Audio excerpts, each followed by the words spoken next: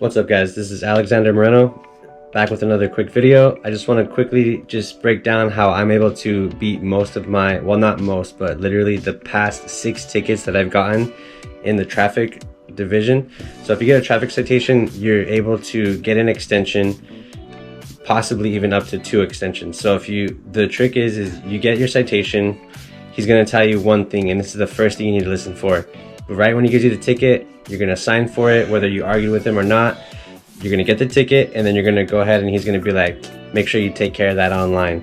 That right there is already an indicator that he's not going to show up to court. He's just going to hope that you pay it online, just simply because he says, just pay it online. He tries to plant that little seed in your head. So most people, aka like, that are either scared of the law or have the money, would just simply pay the citation online because they don't want to take the time off of work. But if their job is a little bit more flexible with them, if they know kind of how it works, they'll probably want to fight it. So they'll just kind of nod and say, yeah, whatever, buddy, and then just keep it moving. So then when it comes time to the citation date, usually it's going to be about 60 days, about 2 months until your citation comes up. Once that date comes up, you're going to get the option to request an extension for your court date. The night before that court date, request an extension. Once you request that extension, it's going to give you anywhere from 30 to 60 more days. Once that court date comes up, boom, go and request another extension. See what your options are. I don't know if it's a case-by-case scenario or like a city thing, but sometimes you can get up to 2 extensions, maybe 3, I don't know. So try to get as many extensions as you can, but the trick is to always get always request the extension the night before the court date. And then once you get the maximum amount of extensions, obviously you're going to have to go to court sooner or later. So you show up for what's called your arraignment. Once you get to your arraignment, that's when the cop's not going to be there. You're literally just going to get called into the courtroom, and they're going to go over what you were cited for, and you're going to enter your plea of either guilty or not guilty, and then you can either take care of the citation right there if you didn't already pay it online. But that's when you go in and you say, I'm not guilty. I want to take this to trial. And then that's when they go, okay, they'll give you another court date, and then you're able to actually, they'll give you another court date, and before they do that, they're going to ask you this very important question right here. The question is, all right, we'll give you a trial date. Now, do you waive your right to a speedy trial? And that's when you go ahead and tell them, no, I don't want to waive my right to a speedy trial.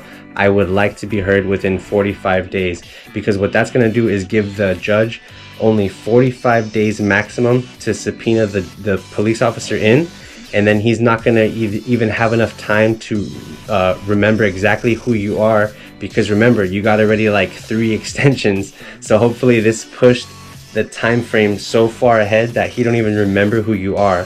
And then he might not even be with the police force anymore. He might have gotten hurt. He might even be on vacation. You never know what happened to that cop in the span of 6 months. You know what I mean? The luck might be on your side. He might not even be working with them anymore. You never know. So always get them extensions, take it to trial, and then once they subpoena the cop in, that's when, it's game time.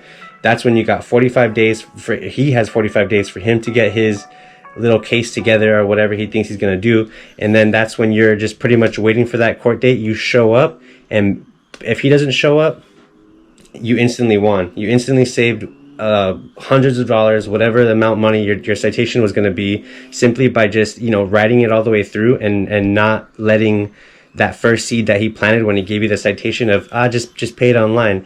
You went through the trouble, you put in the work, and you saved yourself a couple $100. So definitely, don't be scared to try your luck out. It's just a simple process that I've followed, and it's literally worked for me 6 times out of 6 times, and I have literally gotten that many speeding tickets. I know, comment down below if you've gotten that many speeding tickets in, say, the past 5 years or whatever. It's been obviously over a long time span, but it does keep record for, I think, about 5 years on your recent citations when you look it up online. So it does show 6 dismissed tickets, all dismissed, from Almani, Pasadena, OC, literally every surrounding county, including my own, which is LA County. So this little method, process, whatever, luck that I got going on, whatever you want to call it, it does work. So give it a try. I thought I'd make this video just so that way I can show, you know, you never know. Somebody might have come across this video because they're literally typing in on YouTube how to beat a traffic ticket. And here you are watching this video, and hopefully it helps. So if it does, go ahead and like, comment, subscribe. I'm going to go ahead and, you know, try to upload a couple more little tricks and tips that I've noticed when it comes to either getting tickets or life hacks, whatever you want to call these types of videos. But thank you for watching if you have tuned in this far. And let me know if you do use this little process and if you do secure a win. So thank you for watching. Peace. When you take your case to trial, one of the craziest things that happens that a lot of people probably don't even know is that, say you take your case to trial, right? Okay, you went through all the steps, you told the judge you want to go to trial, and for some reason you forgot to show up. Even if you don't show up to the court date and that cop doesn't show up to the court date, you're still going to win, because the case will go on. It will proceed with whether you show up or not. So if he doesn't show up and you don't show up, you still win, and you'll get a letter in the mail saying that the case was dismissed. That actually has happened to me before, and I went down to the courthouse that same night before they closed just to verify that it was true.